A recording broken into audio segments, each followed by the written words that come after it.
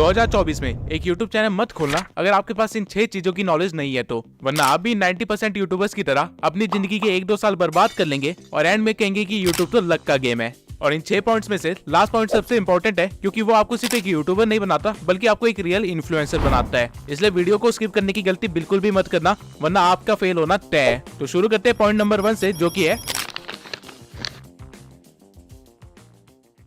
2024 के शुरू होते ही आप लोगों ने एक रेजोल्यूशन तो बना ही लिया होगा कि इस साल मैं अपने चैनल पे इतने सब्सक्राइबर्स तो गेन करके रहूंगा ही रहूंगा, या फिर एक नया चैनल बनाऊंगा और उसे किसी भी हालत में मोनेटाइज करवाऊंगा। लेकिन 1 महीना हो गया है और आपको कुछ भी ग्रोथ नहीं दिख रही है और आप ऑलरेडी गिव अप करने की हालत पे हो। इसका रीजन ये है कि आपको पता ही नहीं है कि YouTube का एल्गोरिदम वर्क कैसे कर रहा है। आप जानते ही नहीं हो कि YouTube आपसे चाहता क्या है और बस एक तरफा प्यार की तरह आप अपनी तरफ से एफर्ट डाले जा रहे हो और कोई रिस्पॉन्स नहीं मिल रहा है।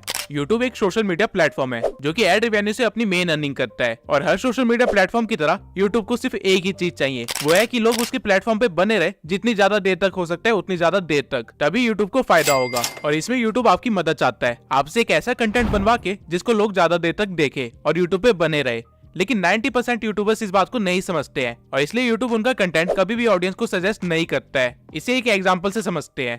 मान लेते हैं आपने एक नया यूट्यूब चैनल खोला और आपने अपनी एक वीडियो अपलोड करी। यूट्यूब उस वीडियो के टाइटल, डिस्क्रिप्शन और कीवर्ड्स के बेसिस पे उस वीडियो को कुछ लोगों को सजेस्ट करेगा, जिसके बाद वो लोग आपके थंबनेल के बेसिस पे आपकी वीडियो पे क्लिक करेंगे और उसे देखेंगे, जिससे यूट्यूब को ये पता चल जाएगा कि आपकी वीडियो किस तरह के लोगों को पसंद आ रही है। और फिर यूट्यूब सिमिलर इंटरेस्ट वाले लोगों को आपकी वीडियो भेजेगा और फिर चेक करेगा कि वो लोग आपकी वीडियो पे कैसे रिएक्ट कर रहे हैं। यूट्यूब बेसिकली 2 चीजों को ट्रैक करता है, वॉच टाइम और एंगेजमेंट। यूट्यूब देखेगा कि जिन लोगों को उसने आपकी वीडियो सजेस्ट की थी वो कितनी देर तक आपकी वीडियो देख रहे हैं। अगर ऑडियंस उसे काफी देर तक देख रही है या फिर पूरा देख रही है तो यूट्यूब उस वीडियो को और ज्यादा प्रमोट करेगा और ज्यादा से ज्यादा लोगों को दिखाएगा, क्योंकि इस वीडियो की वजह से लोग यूट्यूब पे 7 से 10 मिनट एक्स्ट्रा रुक रहे हैं, जिससे यूट्यूब काफी मोटा पैसा छाप रहा है। वहीं अगर इस वीडियो की ऑडियंस रिटेंशन कम होती तो यूट्यूब इसे सजेस्ट करना बंद कर देता, क्योंकि यूट्यूब अपनी ऑडियंस का मूड खराब करके उसे दूसरे सोशल मीडिया प्लेटफॉर्म पे नहीं भेजना चाहता है। ठीक इसी तरह अगर आपकी ऑडियंस आपकी वीडियो पे एंगेज कर रही है, यानी कि लोग उस पे कमेंट कर रहे हैं या फिर उसे शेयर कर रहे हैं, तो भी यूट्यूब आपकी वीडियो को प्रमोट करेगा, क्योंकि अगर आपकी वीडियो शेयर की जा रही है तो लोग बाकी प्लेटफॉर्म को छोड़ के आपकी वीडियो देखने आ रहे हैं, जिससे अगेन यूट्यूब का मेन मोटिव कंप्लीट हो रहा है, लोगों को अपने प्लेटफॉर्म पे रोक के रखना। और वहीं अगर आपकी वीडियो पे कुछ ज्यादा कमेंट्स आ रहे हैं तो काफी सारे लोग कमेंट्स का रिप्लाई भी करेंगे, बहसबाजी भी करेंगे और किसी न किसी तरह एंगेज करेंगे, जिससे आपका तो मेंटल पीस खराब हो जाएगा, लेकिन यूट्यूब अपना पैसा छाप लेगा आपको कुछ एक्स्ट्रा मिनट इस प्लेटफॉर्म पे रोक के। लेकिन वहीं अगर आपकी वीडियो एंगेजमेंट ला के नहीं दे पा रही है या फिर वॉच टाइम ला के नहीं दे पा रही है तो यूट्यूब आपकी वीडियो को यूजलेस समझेगा और उस पर अपना टाइम वेस्ट नहीं करेगा।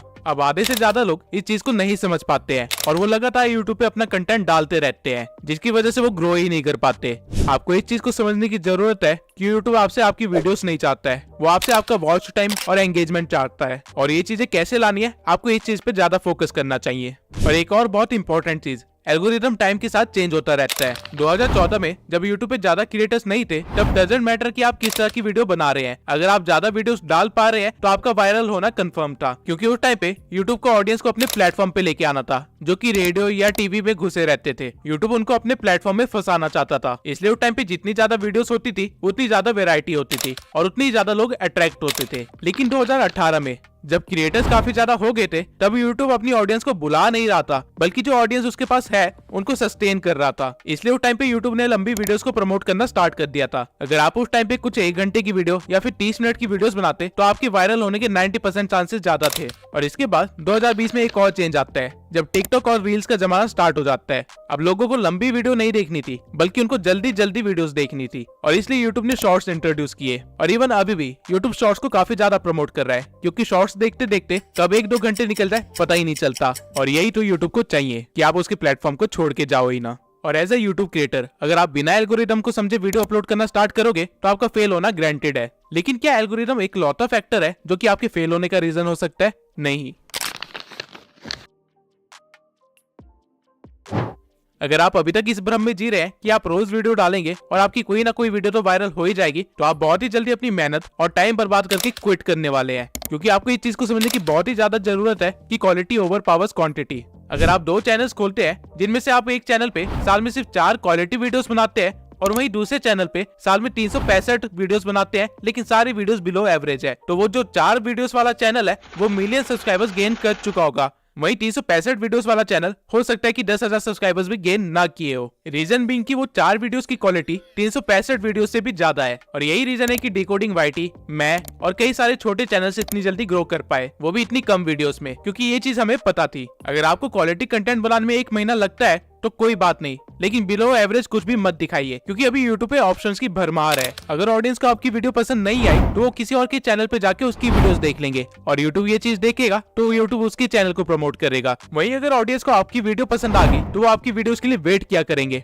और यूट्यूब इस चीज को भी देखेगा और फिर वो आपके चैनल को भी प्रमोट करेगा। लेकिन वीडियोस की क्वालिटी बढ़ाए कैसे? तो वीडियोस की क्वालिटी बढ़ाने के लिए आपको कोई महंगे गैजेट्स की जरूरत नहीं है, बल्कि आपको सही टेक्निक्स की जरूरत है, जिससे कि आप सही स्क्रिप्टिंग, वॉइस ओवर और एडिटिंग कर पाओ। अब ऑल्दो और भी कई सारे फैक्टर्स होते हैं जो कि क्वालिटी कंटेंट बनाने के लिए इंपॉर्टेंट होते हैं, लेकिन ये 3 चीजें बेसिक है। और अगर आपको इसको अच्छा करना है तो आप मेरी how to grow on YouTube playlist देख सकते हैं, जहाँ पे मैंने हर एक पॉइंट को अच्छे से डिटेल में एक्सप्लेन किया हुआ है। और जब आप ये प्लेलिस्ट देख के ग्रो हो जाएंगे तब आपको रियलाइज होगा कि आप वो सारी गलतियां करने से बच गए जो कि हमने सालों तक की थी। लेकिन सिर्फ क्वालिटी कंटेंट और एल्गोरिथम को समझने से आप अपने चैनल को फेल होने से नहीं बचा सकते हैं, क्योंकि यूट्यूब अगर आपकी वीडियो ऑडियंस तक पहुंचाएगा ही नहीं, उसे इंप्रेशंस देगा ही नहीं, तो वीडियो का आप क्या ही करोगे।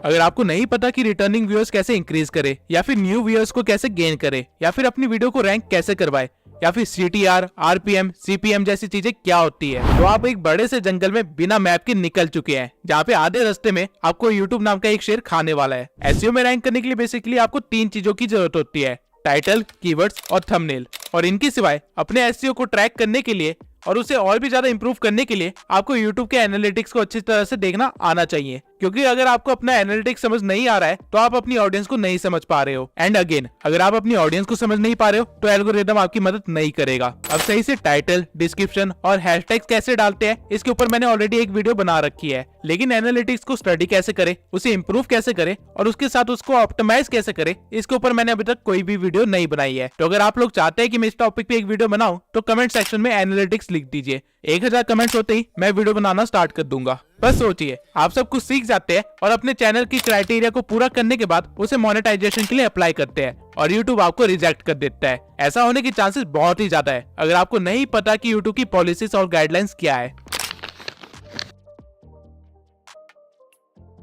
YouTube की नई पॉलिसी के अकॉर्डिंग आप अपने चैनल को 500 सब्सक्राइबर्स और 3000 वॉच आवर से भी मोनेटाइज करवा सकते हैं, या फिर शॉर्ट्स के 3 मिलियन व्यूज से भी। ये क्राइटेरिया पहले 1000 सब्सक्राइबर्स और 4000 घंटे का था, और 10 मिलियन शॉर्ट्स के व्यूज। लेकिन यहाँ पे YouTube एक गेम खेल रहा है। आप अगर 500 सब्सक्राइबर्स के साथ अपने चैनल को मोनेटाइज करवाते हैं तो आपको एड रेवेन्यू नहीं मिलेगा, बल्कि आपको सुपर चैट, मेंबरशिप और मर्चेंडाइज का ऑप्शन मिलेगा, जिनसे की काफी कम अर्निंग होती है। आपको एड रेवेन्यू नहीं मिलेगा, जो कि हमारा मेन सोर्स ऑफ इनकम होता है। लेकिन YouTube ने ऐसा क्यों किया? अपने क्रिएटर्स को बचाने के लिए। YouTube आप पे मेहरबान नहीं हो रहा है, बल्कि टिकटॉक ने अपना क्राइटेरिया लो कर दिया था, इसलिए YouTube को भी लो करना पड़ा, ताकि उसके क्रिएटर्स YouTube को छोड़ के टिकटॉक पे ना भागे। और अगर आपको लग रहा है कि आप सिर्फ शॉर्ट्स बना के वायरल हो जाओगे और अपने YouTube चैनल को मोनेटाइज करवा लोगे, तो let me tell you one thing, shorts पे अर्निंग ना के बराबर है, अंटिल आपके हर शॉर्ट्स मिलियन व्यूज के ऊपर ना जा रहे हो। बल्कि एक शॉर्ट को वायरल करने से ज्यादा आसान एक लॉन्ग फॉर्म कंटेंट को वायरल करना है। लेकिन YouTube ने आपके दिमाग में इसकी टोटली अपोजिट चीज भर दी है, जिसकी वजह से आप काफी ज्यादा टाइम और मेहनत बर्बाद करने वाले हैं। अगर आपको सिर्फ वायरल होना है तो शॉर्ट्स आपके लिए सही चीज है, लेकिन आप अगर YouTube पे एक करियर बनाना चाहते हैं और यहाँ से अर्निंग करना आपका मेन गोल है, तो आपके लिए शॉर्ट्स सही चीज नहीं है।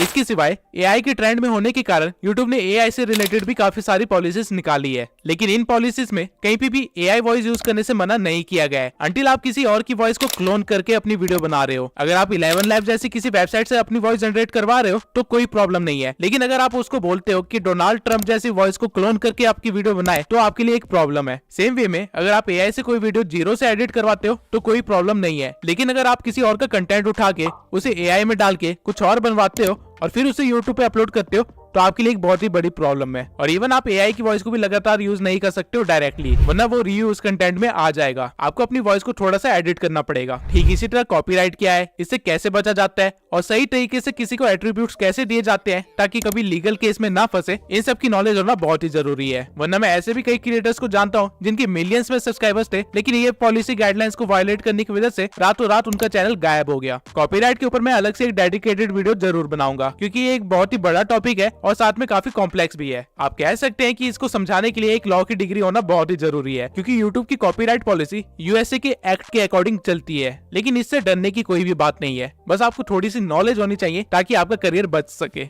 अब ऐसे भी कई सारे चैनल्स हैं जिन्होंने इन सब चीजों का ध्यान रखा था, लेकिन आज उनकी हालत एक नए यूट्यूबर से भी बेकार हो रखी है। लेकिन ऐसा कैसे हुआ? यूट्यूब एक रियल बिजनेस है और हर बिजनेस की तरह यहाँ पे भी कंपटीशन है, और अगर आप अपने कंपटीशन को नहीं भाप पाए तो आपका कंपटीशन आपको खत्म कर देगा। और कुछ ऐसा ही हुआ है जुन्नू की टेक और फैक्ट टेक के साथ। और ये प्रॉब्लम आपको सिर्फ तब नहीं आएगी जब आप ग्रो कर चुके होगे, बल्कि आप जब ग्रो करने की कोशिश कर रहे होगे तब आपको रियलाइज होगा कि आपसे बेहतर चैनल्स आपके बिल्कुल बगल में ही खड़े हैं और आपसे कम्पीट कर रहे हैं। और अगर आपको उनको पीछे छोड़ना है तो आपको कुछ ऐसा करना पड़ेगा जो कि कोई और नहीं कर रहा है, वरना आप भी उन 90% यूट्यूबर्स की तरह इस कंपटीशन में दब के खत्म हो जाओगे। अब अगर आप सोच रहे हैं कि मैं नीश ही ऐसे सिलेक्ट करूंगा जिसमें कंपटीशन ना के बराबर हो, तो आप बहुत ही गलत हो, क्योंकि ऐसी कोई भी नीश नहीं है जिसमें कंपटीशन ना हो। आप कुछ भी इमेजिन कर सकते हैं और जब आप सर्च करेंगे तो आपको उसमें कंपटीशन मिलेगा ही मिलेगा। तो कंपटीशन से बचे कैसे? इसका सिर्फ एक ही तरीका है कि आपको ट्रेंड के साथ चलना पड़ेगा, एडेप्टेशन करनी पड़ेगी और साथ में अपनी एक यूनिक आइडेंटिटी बिल्ड करनी पड़ेगी। इवन हमारी नीश में भी काफी सारे क्रिएटर्स 5 साल से भी पहले बैठे हुए हैं, लेकिन पिछले 1 साल में एक नया ट्रेंड आया है जिसकी वजह से इन बड़े क्रिएटर्स को भी मुश्किल का सामना करना पड़ रहा है। वो है एडिटिंग का ट्रेंड। ये सारे क्रिएटर्स अपनी फेस कैम वाली वीडियोस को हटा के अब एक व्हाइट बोर्ड पे आ गए हैं, जहाँ पे ये व्हाइट बोर्ड पे सारी चीजें एक्सप्लेन कर रहे होते हैं। लेकिन नए ट्रेंड में जहाँ एडिटिंग के थ्रू हर चीज को एक्सप्लेन किया जा रहा है, उसे ये अडेप्ट नहीं कर पाए, जिसकी वजह से छोटे चैनल्स भी इनसे ज्यादा व्यूज ले जा रहे हैं। और ठीक इसी तरह छोटे चैनल्स में भी कॉम्पिटिशन काफी ज्यादा बढ़ गया है, जहाँ पे ग्रो करने के लिए आपको कुछ यूनिक करना पड़ेगा। और वो कोई भी छोटी सी चीज हो सकती है, चाहे आपके बोलने का तरीका हो सकता है, आपकी स्क्रिप्टिंग का स्टाइल हो सकता है, या फिर मेरी तरह एक एआई अवतार हो सकता है, लेकिन कुछ अलग जो कोई और ना कर रहा हो। अब अगर आप कंपटीशन से बच भी गए तो आपको वो करना है जो बड़े क्रिएटर्स मजबूरी में नहीं कर पाते हैं और छोटे क्रिएटर्स बिना किसी प्रॉब्लम के कर सकते हैं। 2024 में हर क्रिएटर को पता है कि उसकी ऑडियंस की वैल्यू कितनी है, इसलिए वो रेगुलर बेसिस पे Q&A और लाइव स्ट्रीम्स करते रहते हैं। लेकिन अगर आपने इन चीजों को इग्नोर करने की गलती की तो आपका यूट्यूबर बनने का सपना सपना ही रह जाएगा। ऑडियंस को कोई सेलिब्रिटी नहीं चाहिए, बल्कि उनको एक मेंटोर या फिर एक फ्रेंड चाहिए जिससे वो इन्फ्लुएंस हो सके या फिर जिनके साथ वो आगे बढ़ सके। और ये डिफरेंस आप तभी क्रिएट कर सकते हैं अगर आप उनसे एंगेज हो, डायरेक्ट डीएम के थ्रू, कमेंट्स के थ्रू, Q&A के थ्रू या फिर लाइव स्ट्रीम के थ्रू। जब तक मेरे इस चैनल पे 10,000 सब्सक्राइबर्स नहीं हो गए थे, तब तक मैं अपने इंस्टा पे डायरेक्ट डीएम के थ्रू हर एक बंदे का रिप्लाई किया करता था और उनकी हेल्प करता था। मैं पर्सनली भी काफी लोगों को गाइड किया है और मैसेजेस के थ्रू मैंने 1000 से भी ज्यादा लोगों से एंगेज किया है और उनको इस बात से खुशी मिलती है। वो लोग मुझे एज ए यूट्यूबर से बढ़ के एक फ्रेंड और एक मेंटोर की तरह देखते हैं और अनकंडीशनली सपोर्ट भी करते हैं। और इसी वजह से मेरा नेटवर्क भी इतना स्ट्रांग हो पाया, जिसकी वजह से मुझे काफी सारे नए यूट्यूबर से मिलने का मौका मिला और काफी सारे स्ट्रगलर्स से भी मिलने का मौका मिला और हम सब एक दूसरे की हेल्प करते हुए आगे बढ़े हैं। जैसे कि मेरी पिछली वीडियो का थंबनेल देवेश ने बनाया था, जिसको मैंने हेल्प की थी यूट्यूब पे ग्रो करने के लिए। आप एक बार जाके उसका चैनल भी देख सकते हैं। इवन आज भी सोने से पहले मैं कम से कम 20 से लेके 30 डीएम्स का रिप्लाई करता हूँ और इससे एक ऐसा इम्पैक्ट बना है कि कल को अगर मैं कोई एक नया चैनल भी खोलता हूँ, भले कुकिंग के ऊपर ही क्यों ना हो, वो लोग मेरे को सपोर्ट करेंगे। डजंट मैटर कि मैं क्या कर रहा हूँ। जैसे जैसे चैनल ग्रो होने लगता है, आपके पास काम बढ़ने लगते हैं और आपके पास ऑडियंस से एंगेज करने का उतना ही कम टाइम बचता है। लेकिन मेक श्योर जिन्होंने इस चैनल की स्टार्टिंग में आपको सपोर्ट किया था, आप उनको एंड तक सपोर्ट करो, क्योंकि वो स्कूल फ्रेंड्स की तरह होते हैं। और क्योंकि आज मुझे मौका मिला है, तो मैं अमन पटेल के साथ साथ उन सभी सब्सक्राइबर्स को थैंक यू बोलना चाहता हूँ जो मेरे चैनल की स्टार्टिंग से लेके अभी तक मेरे साथ बने हुए हैं और इनको मैं एज अ ट्रू फैमिली मानता हूँ। अब आपको सारे 6 पॉइंट्स पता है जो आपको ध्यान में रखने चाहिए 2024 में एक यूट्यूब चैनल खोलने से पहले। और अगर आपने सोच लिया है कि आप एक यूट्यूबर बन के ही रहेंगे, तो मेरी इस प्लेलिस्ट को जरूर देखना। आप ऑलरेडी अपने कंपटीशन से काफी ज्यादा आगे बढ़ चुके होंगे। इसी के साथ इस वीडियो को खत्म करते हैं। मैं गिव अवे का विनर अगली वीडियो में अनाउंस करूंगा और अगली वीडियो एक Q&A होगी, जहाँ पे मैं यूट्यूब से रिलेटेड हर क्वेश्चन का आंसर दूंगा। तो कमेंट सेक्शन में अपने क्वेश्चन लिख दीजिए, क्योंकि अगली वीडियो में उसका आंसर मिलने वाला है।